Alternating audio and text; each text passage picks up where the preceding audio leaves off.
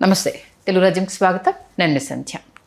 ఒకప్పుడు ఉద్యమం అంటే జన బాహుల్యంలో జనాలందరి చేత జరిగి ఒక మార్పు దిశగా అడుగులు వేయడం అనేది వెనక తరం వరకు చూసాం. అంటే ఆల్మోస్ట్ ఆల్ మన తెలంగాణ ఉద్యమం వరకు.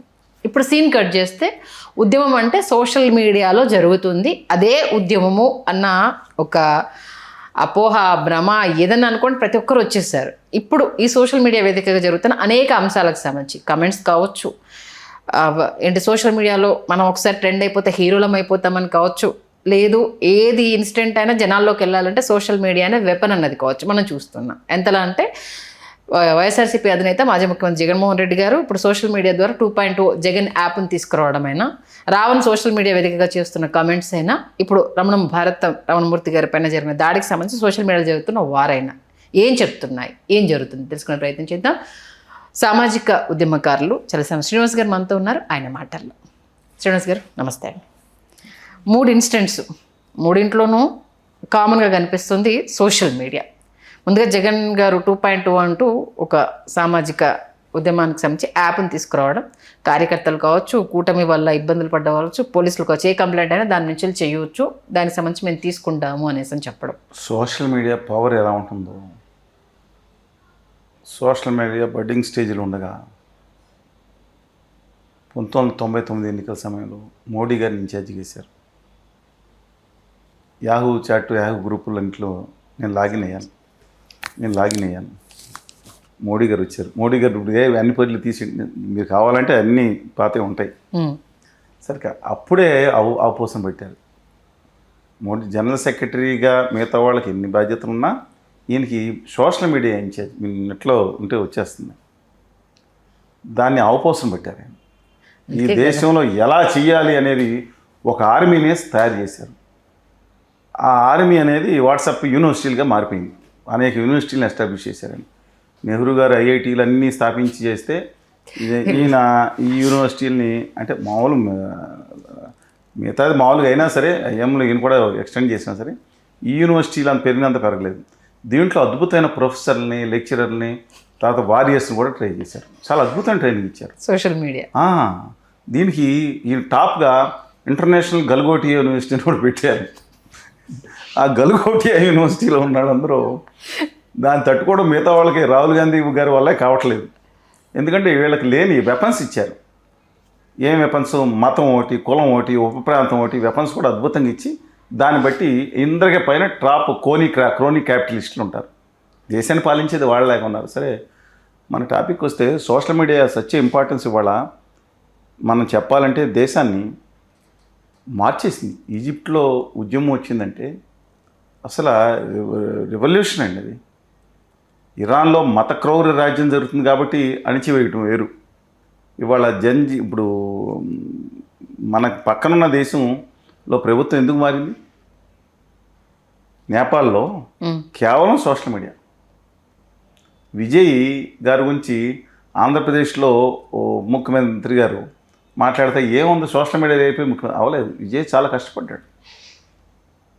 తను విజయ్ గారు 2009లోనే విజయ్ మొక్కలు పెట్టి అలా దాంట్లో ఉన్న గ్రామాలు ఎన్ని, తమిళనాడులో ఉన్న గ్రామాలు ఎన్ని ఉంటాయి? 24,000, 76,000 శాఖల్లో ఆర్గనైజేషన్ పెట్టి ప్రతి వాళ్ళు నువ్వు ఏ మంచి పని చేసావో శాఖ నువ్వు నాకు పోస్ట్ చెయ్యి, నేను అప్పుడు వస్తాననే ఉద్దేశంతో ఏదో కార్యక్రమం చేపించాడు. మనం ఏదో సోషల్ మీడియాలో వచ్చినట్టు, కానీ సోషల్ మీడియా నమ్ముకున్నాడు. నేను ఎందుకు చెప్తున్నా అంటే కమింగ్ బ్యాక్ మన పాయింట్, వాళ్ళ రాష్ట్రాన్ని అధికారంలో రావడంలో సోషల్ మీడియా ఎంతటి ఇంపార్టెన్స్ ఇస్తుందంటే, నేను మీడియా ఇంటర్వ్యూలు ఏమన్నాడు టీవీ అంటే, అదేంటంటే నా ఇష్టం. రామ్ గోపాల్ వర్మ అంటాడు ఏంటంటే నా ఇష్టం అంటాడు కదా, ఎందుకు అలాగే నా ఇష్టం నేమనో.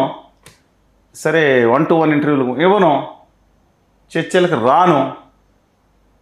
మరి మేము ఎలా రాసుకోవాలి? నేను స్పీచ్లు ఇస్తా ఉంటాను, రాసుకోండి దాంట్లో తీసుకుని, అంతే సింపుల్గా. ఏం చేయలేదు. సోషల్ మీడియా అద్భుతమైన పాత్ర పోషించింది. అలాగే 2014-19లో యాంటీ క్యాంపెయిన్ చేయడానికి తెలుగుదేశం మీద సోషల్ మీడియా చాలా యాక్టివ్గా, వైఎస్ఆర్సీపీ సోషల్ మీడియాలో మరీ దుర్మార్గం, ఘోరంగా, అనాగరికంగా బూతులు తిట్టి అందరూ తిట్టేవాళ్ళు చాలా అసహ్యంగా ఉంటారు. 2014 నుంచి కూడా ఉంటారు. కానీ దాంట్లో కొంతమంది ఇప్పుడు కనపడుతుంటే డాక్టర్స్, కొంతమంది చాలా చక్కగా ఆర్టికులేట్ చేసేవాళ్ళు కూడా వచ్చారు. అలాగే తెలుగుదేశం పార్టీ అయితే బ్రింగ్ బాబు బ్యాక్ అని 2014లో యుద్ధం చేసినట్టు చేశారు, బస్సులో పడుతుంది. సోషల్ మీడియా టీము ఎక్సలెంట్గా అక్కడ చాలామంది నేను ఎందుకు చెప్తానంటే సోషల్ మీడియా యుద్ధం జరిగింది ఆల్రెడీ మన దగ్గర. అవును.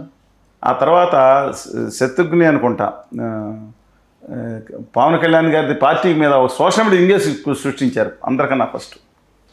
బట్ ఏంటంటే వాళ్ళ ఎన్జీ వచ్చింది, చేతిలోకి ఫోన్ వచ్చింది, వాళ్ళ ప్రజలు టీవీల కంటే ఫోన్లు ఎక్కువ చూసే సందర్భంలో ఇది ఇంపార్టెన్స్ ఉంది. ఇక మీరు అడిగిన 2వ పాయింట్ రావణ్ ఇన్సిడెంట్, 3వ పాయింట్ మన రమణమూర్తి గారు ఈ రెండింటిని కోఆర్డినేట్ చేసుకుంటే రామమూర్తి గారిది సోషల్ మీడియాలో ఎందుకు అంటున్నానంటే ఆయన టీవీ చర్చల్లో మాట్లాడుతూ ఉంటే మనం మాట్లాడుకున్నాం ఆల్రెడీ. ఆయన పాత ఎప్పుడు ఏం మాట్లాడారు పక్కన, ఇప్పుడు ఎవరికైనా దేవుడు, నేను వెంకటేశ్వర స్వామిని నమ్ముతాను చెప్పాను కదా, ప్రపంచంలో అత్యంత పవిత్రమైన స్థలం నాకు ఆధ్యాత్మిక మతపరంగా తిరుమల. ఆ తర్వాత నేను దేవతలైన సమ్మక్క సారక్క, దేవశాలమ్మ, మా ఊళ్ళమ్మ, ఎల్లమ్మ, మైసమ్మ, వీళ్ళందరికీ 6 పేర్లు అద్దని 6 రూపాయలు ఈ మధ్యన విగ్రహం మార్చేస్తానని చెప్పి వచ్చి కాకుండా ఆ రోజు వాళ్ళ దగ్గరికి వెళ్ళి ఆ చేతిని ముట్టుకోకూడదండి. మనం పట్టుకుని అమ్మ నాకు ఇవ్వండి అంటే ఒక శక్తి ప్రవహించినట్టు ఉండేదండి. అద్భుతమైన అదంతా పోయింది. ఇప్పుడు మీడియాటర్లు వచ్చేసారు, మనకు తెలియని భాషలో మాట్లాడుతున్నారు. సరే, కమింగ్ బ్యాక్ టు వెంకటేశ్వర స్వామి నేను గొప్పగా భావిస్తాను, వెంకటేశ్వర స్వామిని పూజిస్తాను. కానీ ఆయన నమ్మననే వాళ్ళు ఉంటారు. నేను నమ్మను, ఎందుకు నమ్మని ఇలా మీద కొడతామా? మనకేం హక్కు ఉందని అసలు అది కాదండి. భారతదేశం సరస్వత గణతంత్ర రాజ్యం, సెక్యులర్ రాజ్యం. ఆయన మాట్లాడే ఉంది, కానీ నేను అనుచితంగా నా దేవుడి గురించి మాట్లాడుతుంటాను, అది నా హక్కు. ఎవరికన్నా అంటే వాళ్ళు మాట్లాడు, కొంతమంది మాత్రం ఉత్తర భారత ఆర్య సనాతన మనువాదుల కింద మారిన వాళ్ళంట. వీళ్ళు చెప్పిందే వాళ్ళు చెప్పిందే వాడే దేవుడు అంట. ఈ పురాణాల్లో మాకు ఇక్కడ లేడు, సరే శ్రీ సాయిబాబా లేరు, వెంకటేశ్వర స్వామి లేరు, లేకపోతే వాళ్ళ ఉద్దేశం ప్రకారం ఏది మన అయ్యప్ప స్వామి లేరు కాబట్టి మేము చెప్పిన వాళ్ళే దేవుడు. ఎవడండి మీకు చెప్పిన వాళ్ళు? ఇక్కడ దేవుళ్ళు ఆయన వస్తాడు సమ్మక్క. మీరే వీళ్ళు ఎవరండి చెప్పడానికి మాకు? ఈ బానిసలమా? దేశ మూల భాషలు కొన్న తెలుగు మూల భాషలో కూడా మేము ఇక్కడ ఏం సిస్టర్లు సౌత్ ఇండియన్స్ కింద ఈ దేశం మూలవాసులం. ఇరాన్ నుంచి ఎత్తుకొచ్చి కొత్తగా తీసుకొచ్చిన గ్రంథాలు అనేది మీరు చేసుకోండి. మా వెంకటేశ్వర స్వామి గారిని మా ఊళ్ళో బొడ్డురాయిని పూజిస్తాం, గౌరవిస్తాం అందరితో మేము, అది మా భావన. ఇవాళ దాని మీద పెట్టుకుని అది పాప ఆయన అంద కూడా రామమూర్తి గారు సరే ఆ సోషల్ మీడియాలో ఏమో జరుగుతుందంటే మీకు ఎందుకు జరుగుతుందంటే ఆయన అన్నదేంటి, ఆయన పాతకాలంలో మాట్లాడిందంటే తప్పు కూడా చూసాను, అది వేరే సంగతి. ఆయన మాట్లాడింది అదేంటయ్యా, మోడీ గారిని శ్రీకృష్ణుడు విశ్వరూపంలో ఈయన తీసేసి ఆయన పెడతాం ఏంటి, ఆయన తలకాయ తీసేసి అంటే తెలుగు భాష ఏమైనా శిరస్సు అనాలా? మా అన్నం అనే భోజనం అనేది సంస్కృతం అండి, కూడు బొవ్వ అనేది తెలుగు, అంటే తప్పైంది. ఇప్పుడు అక్కడ ఇక్కడ తీర్థంలో విజయనగరం జిల్లాలో శ్రీరాముడి యొక్క శిరస్సు భాగాన్ని తొలగించేసినప్పుడు తల తీసేది మంత్రులు అందరూ అందరి మీదకి వెళ్తారు. ఇప్పుడు నాకు అర్థం కావట్లేదు. ఇవాళ సోషల్ మీడియా జరుగుతుంటే ఆయన మద్దతుగా ఇలా చేయటం అన్యాయం అని 5,000 మంది వస్తే భలే చేశారు, చెప్పుకి మలం రాసి కొట్టాలని చెప్పిన వాళ్ళకి లక్షల వ్యూస్ వస్తున్నాయి. అంత గాడ్సే పెట్టుకున్నారు, హిందూ అని పెట్టుకుంటారు. హిందూ మతం అలాంటి దాన్ని ప్రోత్సహించదు. అద్భుతమైన మతం, శాంతి సహనం సౌభ్రాత్వంతో పాటు ఒక ఆధ్యాత్మిక తలమంగా సాగే శాల్సా గంగా గోదావరి ప్రవాహంలో సాగే గొప్ప జీవన విధానం ప్రపంచంలోని హిందూ మతం. అందుకని అది ఒక 2వ విషయం, అది సోషల్ మీడియా. 3వది రావణ్. అసలు ఏంటి కథ? రావణ్ నన్ను ఒక 2 సార్లు రమ్మని పిలిచారు ఆయన. ఓకే. నేను అసలు ఎవరు పిలిస్తే వాళ్ళకి వెళ్ళకూడదో లేదో అని. ఆయన వెళ్ళిన తర్వాత ఎవరో ఒక మిత్రుడిని అడిగితే కొంచెం లెఫ్టిస్ట్ ఐడియాలజీలో ఉంటాడు ఆయన అన్నారు. వెళ్తే ఇంటర్వ్యూ చేశారు. చేసిందా సరే, తర్వాత మాట్లాడేది ఇది అయిపోయింది. ఇవాళ నాకు అర్థం కానిదండి, ఇప్పుడు ఆయన మీద కేసులు ఏం పెట్టారు? ఫస్ట్ కళ్యాణ్ బాబు గారిని తిట్టారని పెట్టారు, ఆయన మనోభావాలు దెబ్బతిన్నాయని ఎవరో పెట్టారు. ఓకేనండి, పెడితే ఒక కేసులో బెయిల్ వచ్చింది. మళ్ళీ వెంటనే దిగ్గానే మామూలే కదా వారు 2 కేసులో బెయిల్ వచ్చింది, 3 కేసులో బెయిల్. ఆయన ఒక మధ్యలో ఇంటర్వ్యూ ఇచ్చాడు. 100 మంది పోలీసులు నా మీద తిప్పుతున్నారు, రాష్ట్రం కార్యక్రమం లేదా, మళ్ళీ నేను ఖచ్చితంగా బయటకు ఆ పక్కన ఎలా ఎన్ని రోజులు ఆపుతారా అన్నారు. ఇది ఈగో హర్ట్ అయిపోయింది ఎవరికో, ఊపా వచ్చేసింది. ఇంకా దానికోసం రోజుకో కథనం ఆయన చేతిలో 10 మంది అమ్మాయిలు బలైపోయారు, వీడియోలు ఉన్నాయి, 100 వీడియోలు ఉన్నాయి, ఇంకేదేదో అని చెప్తున్నారు. అసలు కాదండి, ఆయన ఎవరు రిలీజ్ చేస్తున్నారు? అది కథనాలు ఎవరు రిలీజ్ చేస్తున్నారు? ఎవరండి ఆ కథనాలు ఎవరు రిలీజ్ చేస్తున్నారు? తెలియదు. సోషల్ అసలు ఆయన వ్యక్తిగత జీవితం అనేది ఎవరన్నా కానీ, రాజకీయ నాయకులు చాలా మందికి ఉన్నాయి వ్యక్తిగత జీవితాలు, సినిమా నటులకు ఉన్నాయి, వాళ్ళ అలవాట్లు కూడా భయంకరంగా ఉంటాయి. ఇప్పుడు రాజకీయాల్లో ఉన్న వాళ్ళందరూ అలవాట్లు తెలుసుకుంటే కలిపి కింద పడిపోతారు, దేవుళ్ళుగా పూజించుకున్నారు ఆయన. నా జీవితంలో నేను అనుకున్నా నేను నిజంగా చెప్తాను, కాఫీ టీ కూడా ముట్టుకోలేదు. నేను సిద్ధాంతం ప్రకారం ఉంటాను, అది పక్కన పెట్టి అందరూ అలా ఉండాలని కోరుకున్న వాళ్ళ ఇష్టం. మరి ఆయన ఎందుకని ఈ కథనాలు రిలీజ్ చేస్తున్నారు? అతను తప్పు చేస్తే ఖచ్చితంగా శిక్ష పడాలి, నో సెకండ్ థాట్ ఉన్నట్టు. కానీ 4 కేసులు పెట్టి ఫెయిల్ అయిన తర్వాత బలవంతాన్ని పెట్టినట్టు బయటకు ఎక్స్పోజ్ అయిపోలేదా? అదైతే ఆయన తప్పు చేసి నేను అనలేదు ఈ మాట. రౌండ్ టేబుల్ సమావేశం పెట్టి 99 మంది ఉపా చట్టం పెట్టడం ఏంటి? మీరు ఇప్పుడు వీళ్ళు ఏమన్నా తొందరలోనే బయటకు వస్తారని వీళ్ళని సపోర్ట్ చేసేవాళ్ళు, వెంటనే ఇంకొక 50 కండిషన్లు పెడతారు దాంట్లో. పూర్వం నక్సల్ ఎన్కౌంటర్ చేయగానే ఒక పుస్తకం పడేసి సాహిత్యం దొరికిందనేవారు, నిషేధిత సాహిత్యం ఉంది, నిషేధ సాహిత్యం. ఎన్నాళ్ళు చూసాం ఇది మనం.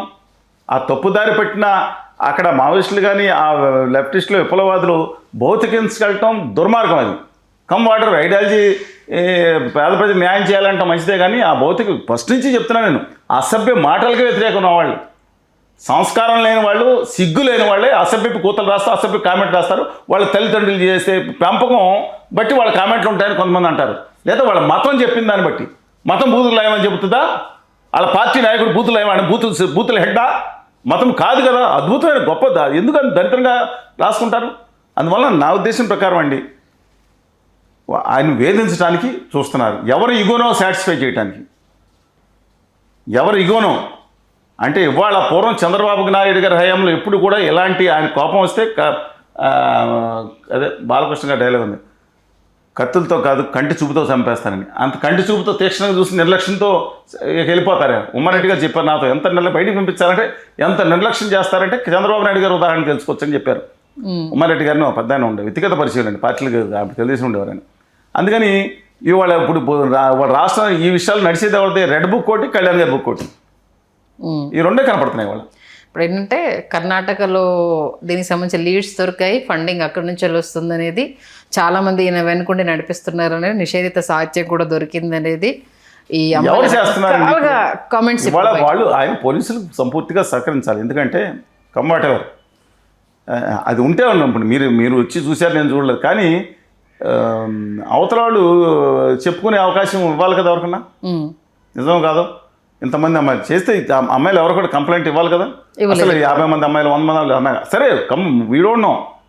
కానీ ఇవాళ ఆయనకి అర్థమై ఉంటుంది రాజకీయం ఎంత భయంకరంగా ఉంటుంది, అర్థమై ఉంటుంది.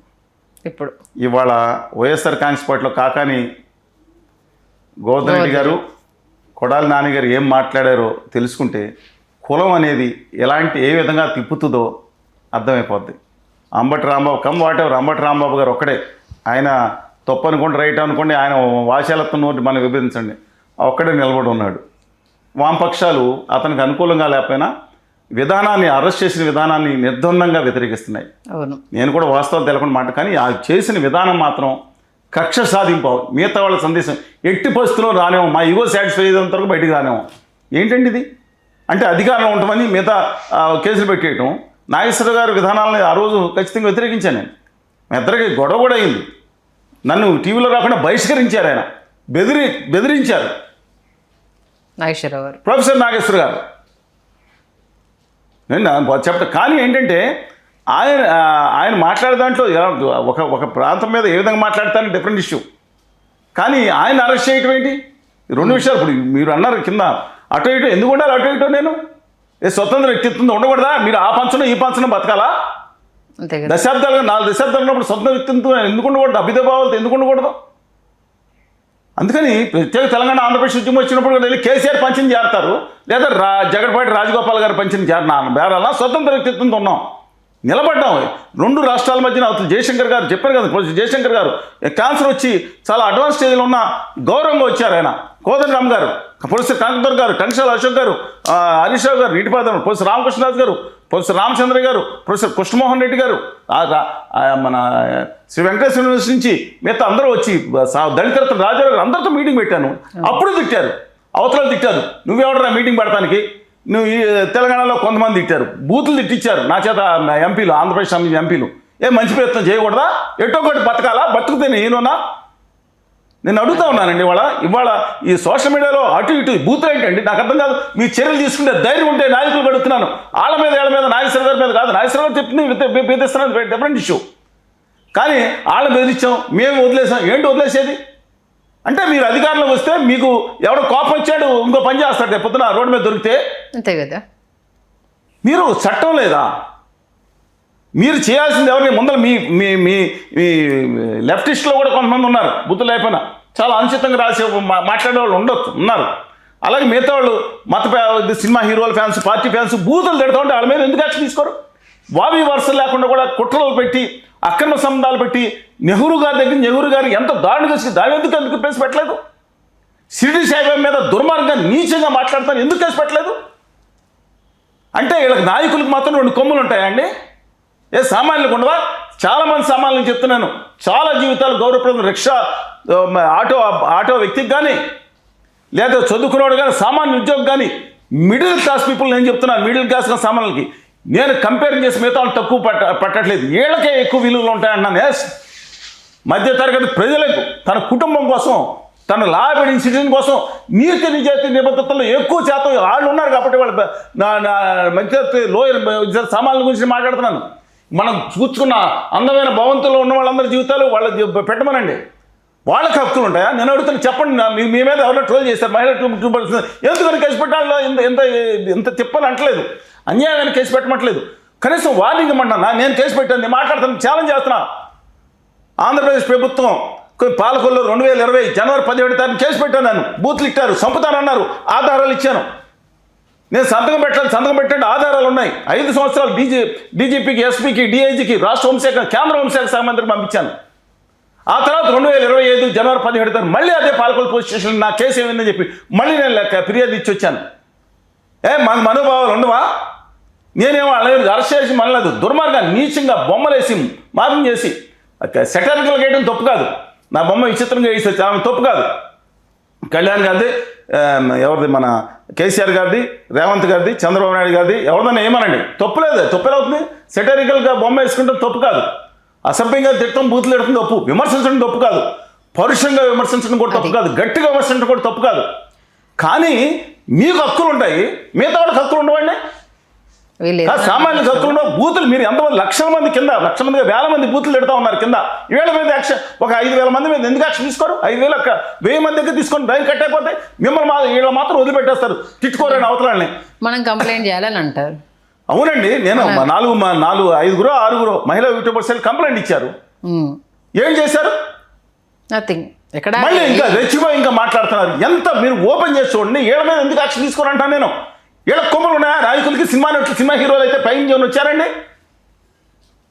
దాంట్లో త్యాగం చేసిన చాలా మంది ఉంటారు. నేను ఎందుకు కాదంటాను. హోదా విభజన హామీల ఉద్యమం కోసం వచ్చి సంపూర్ణేష్ బాబు వచ్చి అరెస్ట్ అయ్యాడు, భరద్వాజ్ గారు అరెస్ట్ అయ్యారు, నాగిరెడ్డి గారు వచ్చి ఆర్నానుమూర్తి గారు మాతో నిలబడ్డాడు, కథం కలిపి మాతో పాదయాత్రలో పాల్గొన్నాడు ఆయన.